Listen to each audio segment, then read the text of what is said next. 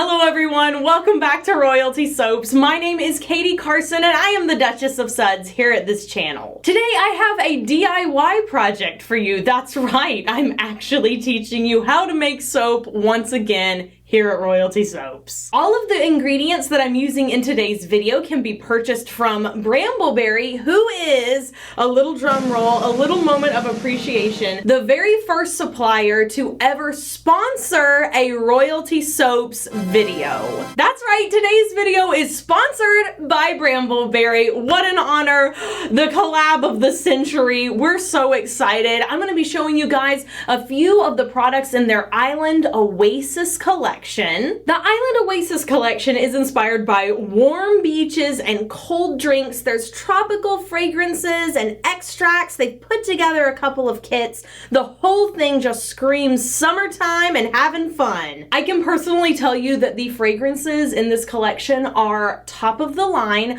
There was not a single fragrance oil I didn't enjoy, and you guys know me. I'm a fruity girl. I love the tropical scents. Everything came together so beautifully with this collection. It is an absolute must shop for those of you guys who are interested in creating your own Bath & Body products at home. If you're interested in seeing me unbox the PR package they sent me, I have that on TikTok now for your viewing pleasure. Thank you again, Brambleberry, for sponsoring today's video. And real quick before we jump into the tutorial portion, I would like to make a request that you go watch the first couple of videos in my Royal Creative Academy series. This is gonna brush up your knowledge or inform you for the first time about lye safety, wearing protective gear, and getting all of your tools and equipment together so that you can make soap with ease and you're not scrambling around trying to find stuff before you start the project. And once again, everything I'm using in today's video is from Brambleberry. We will link everything down for you in the description box so it's quick and easy shopping. And without further ado, let us, you and me both, make some soap.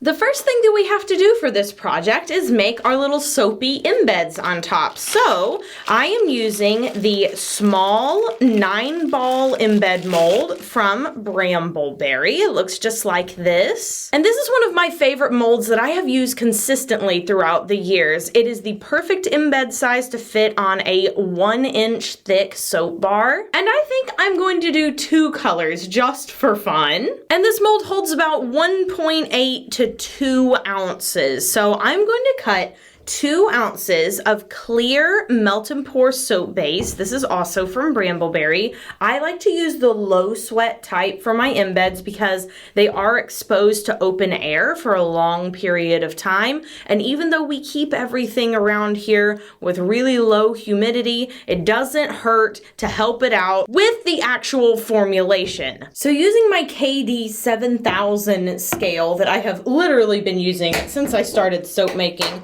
I just keep buying this scale because it's so great. I'm going to measure out 2 ounces of melt and pour into my microwave safe container here. And then I'm going to heat this up in the microwave in 15-second intervals until the melt and pour is completely warmed up and melted, but not steaming or bubbling. That means you've got it too hot. You just want it to be melted. Okay, so I have my melt and pour all ready to go. It took me 22 seconds in my microwave. And now I'm going to be adding 0.4 grams of hot pink mica, or alternatively, if you like to measure in teaspoons, 1/4 of a teaspoon of hot pink mica. So this is going to be really, really, really pink. And I'm going to start by mixing sort of slowly with this popsicle stick. And then I'm going to spritz it a few times to kind of help break everything up. And now that everything is good and mixed in, I can start pouring into my mold here.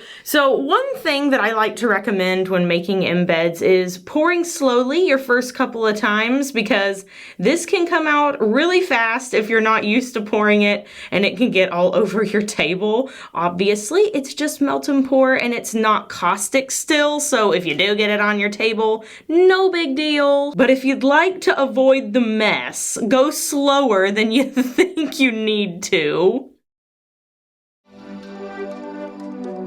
Now we have to wait for this to harden completely. I do not recommend putting it in the refrigerator, though I know it will be very tempting to do so because obviously it would set up faster, but you will increase the chances of your glycerin soap getting soap sweat or beads of glycerin on them as they sit out in the open air. So be patient, let this sit out on the counter for an hour or so, and then we'll do the next round. Okay, so it's been about 30 minutes and it's definitely hard enough at this point for me to unmold. This is what the embeds end up looking like. They look like little pink cherries. I love them. I'm just gonna take all of these out of the mold here. Awesome, and now I can mix up the next set of embeds. I went ahead and followed the same couple of steps for melting down this next bit of melt and pour. But instead of adding the hot pink mica, I'm going to add in some aqua pearl. I'm adding 0.4 grams or 1/4 of a teaspoon, and I'm just gonna mix that in the exact same way I mixed in the other mica. And I have to say, this is one of my favorite micas from Brambleberry because it is so shiny, it's so sparkly, it looks absolutely beautiful in melt and pour. Just look at that. Would you just look at it? Gonna give it a quick little spritz with the rubbing alcohol. Make sure I have all of that color blended in. And now it's time to pour into my mold. While I'm waiting for that second set of embeds to harden completely, I can get my colors ready for our cold process soap. I'm actually going to add some titanium dioxide into our lye water to lighten up the entire batch a little bit, so I'm not going to mix up titanium dioxide for each individual color. I measured 3/4 of a teaspoon of the aqua pearl mica and the hot pink mica into these 2 cups, and I measured 1 teaspoon of the kermit green mica and the yellow mica into these 2 cups. These have varying weights in grams because of the varying densities of the micas, but they end up being anywhere between 1.2 grams and 1.5 grams. I'm going to place these colors off to the side, and now we can start prepping the main soap batch. For our oils today, I'm going to be using the Lots of Lather Quick Mix. It is exactly as it sounds. It's a quick mix. All the oils are already pre-measured and mixed into this handy bag for you. Mine looks a little bit wet because it was sitting in a hot water bath. It was a little bit chilly and I wanted to warm up those oils, so I just filled up my sink with warm water, and now the oil temperature has risen a few degrees. I need 54 ounces of the quick mix to fill up one of these 5-pound wooden molds with the sliding bottom, so I'm going to dump this entire container into this container. This really is the most convenient option, and it's so nice to have it in a bag because you can just dump it right in and go. Also, hot tip, if you're having a little difficulty getting all the oils out, take a paint scraper, start at the end, and push all the oils to the spout. I use this whenever I do soap frosting. It works marvelous for buckets like this, so you can get every single little bit out. Awesome, and now we have exactly 54 ounces in this container. Now it's time to mix up our lye water solution. So once again, make sure you've watched my lye safety video so that you are geared up and feeling confident about measuring out sodium hydroxide. On the Brambleberry website, they tell you exactly how much water and lye you need for the quick mix. So here's what I like to do for lye water. I like to split the water portion between ice and water. This keeps the fumes at minimum or none at all, and in my opinion just makes it a lot safer because your solution never gets really hot. It will get warm and it will get hot, but it's not going to be like 200 degrees. So I have 8.5 ounces of water in here. And now I'm going to add in another 8.5 ounces of ice. Now it's time to add in my sodium hydroxide. This is also from Brambleberry, and it's the flake kind, so you're not going to have problems with static in your sodium hydroxide. That happens sometimes with lye beads, but lye flakes are a lot heavier. You don't have that issue. I need 7.8 ounces of lye for my recipe today, and if you feel more comfortable pouring your lye into a separate container and then pouring that container into your water, you can absolutely do that. I've been doing this a long time and know about how much it takes, so I'm just gonna pour mine straight in. And now that all the lye is in, I'm just going to mix this up with my little spoon here. Once again, it's warm, but it's not just absolutely boiling and there are no fumes. This will also cut down on the amount of time it takes for your lye water to cool so that you can make your soap faster. Okay, so now that this has been mixed up, I'm going to put a lid on it. And I'm gonna wipe down my area. For the final stage of prep, I'm going to add some Snowflake Sparkle Mica and titanium dioxide to my oil. Just gonna dump that straight into my oils, and then I will blend it on low with my stick blender.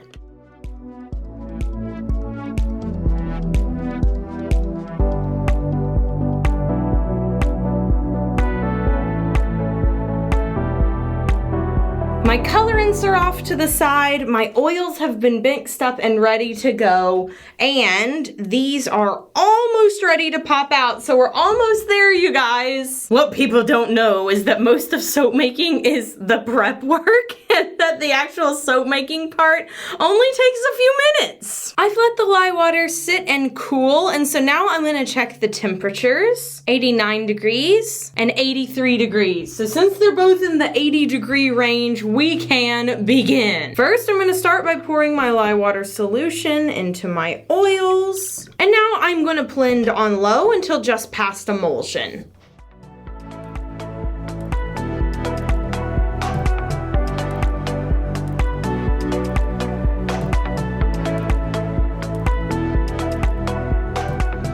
Awesome. This looks so sparkly and amazing. So I'm going to put my stick blender head off to the side, and I'm going to split this batter equally into 4 containers.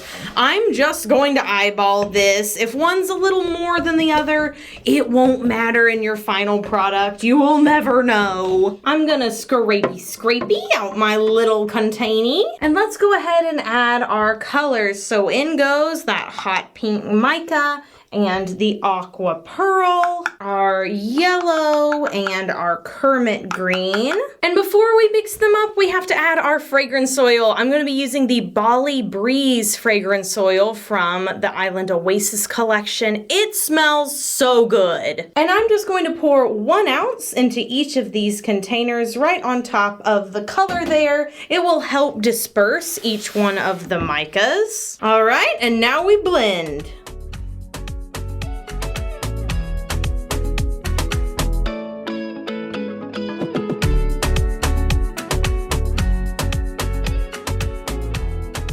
Oh, this color palette is absolutely stunning. It looks so summery and fun. And now I'm going to pour this into our Brambleberry mold after this quick commercial break. I'm gonna put this mold on an angle so that you guys can better see what I'm doing. I'm gonna start with our pink first, and I'm just gonna put 2 stripes down the mold. You can do as many stripes as you like. You can do as many pores as you like. I think it looks super pretty to have a lot of different pores and a lot of different stripes. I think it just does something fun for the soap. So I'm gonna try to pour as often as I can with as many stripes as I can, but you can do as many as you want. You can put big ones, you can put small ones, it's all up to you. Now that I've poured in most of the soap, I'm gonna shimmy this down a little bit, and then I'm gonna scrape the containers and put them in lines down the soap. They do not have to be perfect. We're gonna swirl this all up anyway. I just wanna make sure that every bar has a little bit of every color.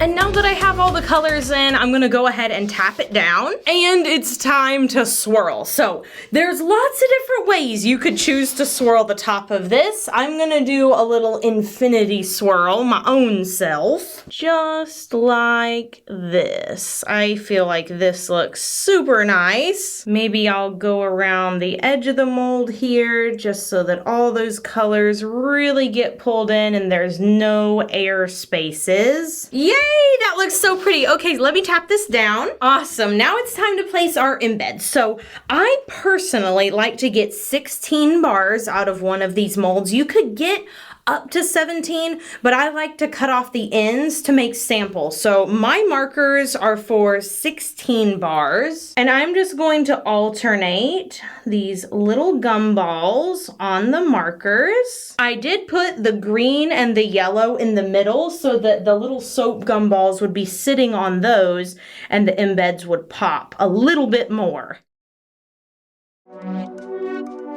All right, all of our embeds are in, so the final thing we have to do is put on some glitter. I'm using some Rainbow Eco glitter now, and I'm just going to tap a makeup brush that I've loaded it up on right here on these bars. A little bit goes a long way with this. You don't need much. The only thing left to do is to spritz with some rubbing alcohol, so I'll do that real quick. And now I'm gonna let these bars sit for 18 to 24 hours, and we will come back and chop them up and take a look at the inside. But first, I'll bring you in for a close-up. Wow, so sparkly. I love it. I cannot wait to see the inside of the soap. And like I said, we will do so after 18 to 24 hours. If you made this at home, be sure you put your creations in a safe space to harden up and saponify away from small children or furry friends or partners or spouses or aunts or uncles or anyone else who isn't wearing proper safety gear. And I'll see you guys in a second so we can take a look at the inside after this quick commercial break. It is about 48 hours later, so now we can cut our whole loaf of soap. Now, if you don't have a big fat cutter like mine, that's totally fine. You can actually use a cheese cutter. I talk about that in my Royal Creative Academy. There are plenty of options. You could also just cut it with a knife. And this is what the soap looks like on the inside. So it's super bubbly, super fun. I absolutely love the embed placement on top. And the smell, as soon as I unmolded this soap, it started smelling up my room. It smells so good. It's so strong. And let's face it, drop swirls with these types of colors are always so interesting and beautiful. I'm gonna set these over on my curing shelves and they'll be ready in 4 to 6 weeks, just depending on how much the humidity wants to interfere. This is probably my favorite bar from the entire mold. I'm so pleased with how these turned out. They are so stunning, and yeah, the top, my favorite. Well, I hope you guys enjoyed today's DIY tutorial. If you did and you would like to see me do full tutorials in the future, be sure to give this video a big thumbs up so that I know you guys are interested. Thanks again to Brambleberry for sponsoring today's video. Once again, be sure to check out their Island Oasis collection. Get yourself some of those good extracts and fragrance oils. Links to everything is down in the description box below. And be sure you do something fun for yourself today, like going out and enjoying the warm summery weather or making yourself a tropical drink to, you know, sip on your porch. I don't really care what you do, just be sure you do something fun for yourself, and I will see you guys in the next video. So until then, bye for now. Meow.